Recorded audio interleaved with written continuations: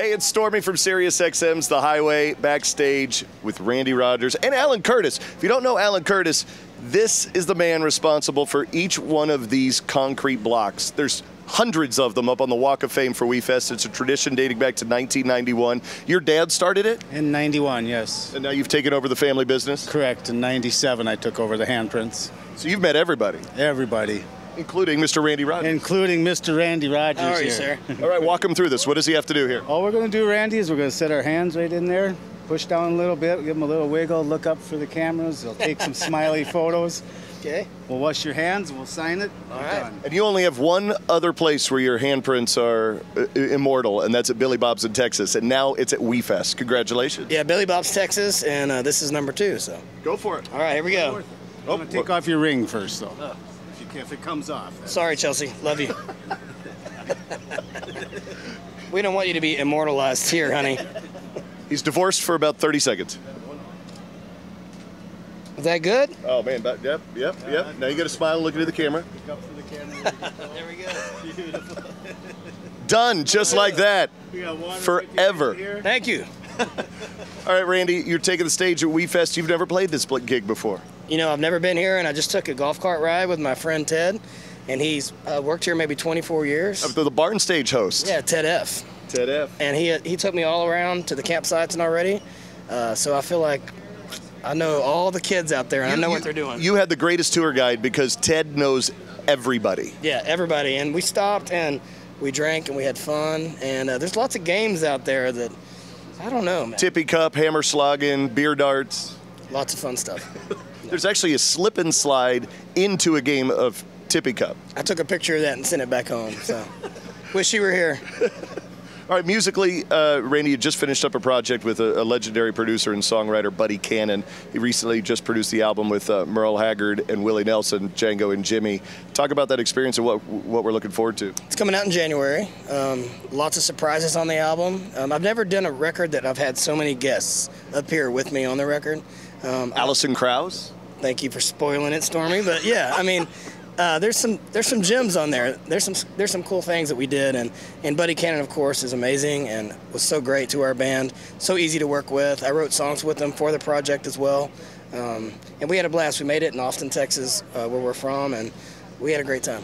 10 albums into this, almost a decade and a half running the roads, and not only in your home state of Texas, but now all over. Thank God for social media. Isn't it amazing? I mean, it's taken a little bit of the legwork out of getting your music out there, hasn't it? Sure, yeah. I mean, I posted today something, and I had immediately, 10 or 15 people say that they're excited that they're at WeFest, and that didn't exist when I started. So I've been doing this 15 years. So you've been a lot further along. Yeah, there was no Twitter back then, so it's a lot easier to get people out. In fact, tonight we play at 12:30 a.m. at the barn stage. Yeah, so if you're out there, come see us late night. 2 shows from the Randy Rogers Band here at WeFest. The success for Randy Rogers Band over the years has been so grassroots, so organic, and so beautiful to watch because there's no smoke and mirrors, there's no explosions. It's just you guys doing music, and if you like it, they'll latch on to you forever. Well, I think that it's all about songwriting, and I try to be a better songwriter every day, and every record we put out, we try to do our best, and the fans dictate that, so they come to see us play, and we get to have a cool job. We've never had the big smash radio hit, but we still get to play events like this. Yeah. Miranda and Dirks take us out with them as much as they can. It's been a great run, and we're still having fun, and I think that's the important thing. If you're out there making music, writing your own songs, you got to enjoy it, and we enjoy what we do. We enjoy being on the road. Willie Nelson said it best, on the road again. We like being out here. We have tons of friends on the road. It's good to see guys like Dirks and Miranda again and all their crew guys running around here. After spending so much time with them through the years, it's almost like a reunion. So the neat thing about Dirks is he has so much respect for artists like yourself and a lot of the Texas acts. He admires the way you guys have gone about growing your music so organically, and he's kind of ripped you guys off in a way in watching his own career evolve. In fact, there's some tours I know with Cross Canadian Ragweed back in the day where he actually flip-flopped and opened for Cross Canadian Ragweed when they played in their home states of Oklahoma and Texas, just because out of respect. Yeah, I was around back then. Yeah. Yeah. And actually, Dirks called me the other day, and I said, man, I see it on the internet. I see the pictures of your shows, man. You're still just killing it out there, just killing it everywhere. And he's like, he told me, he said, man, I wake up every day and I think I'm lucky and I'm blessed. And, you know, that's the way we feel too. It's been a great run. And, you know, this summer is probably the busiest I've ever been in my life as far as playing shows. And, and I was complaining. Which is saying something. You know, I was complaining to my friends back home and they were like, you know, man, you work all the time. We never see you. And it's almost it's a good thing to be on the road, to be booked, because there's a lot of artists out there that don't get to play as many shows as we do. And it's become a lifestyle for us. Our kids are growing up with it. Sometimes we have like 10 kids on the bus and it's crazy. And, they're just going to have this existence of knowing that their dads go out on the road and play music, and hopefully none of them get crazy and try to do the same thing. So.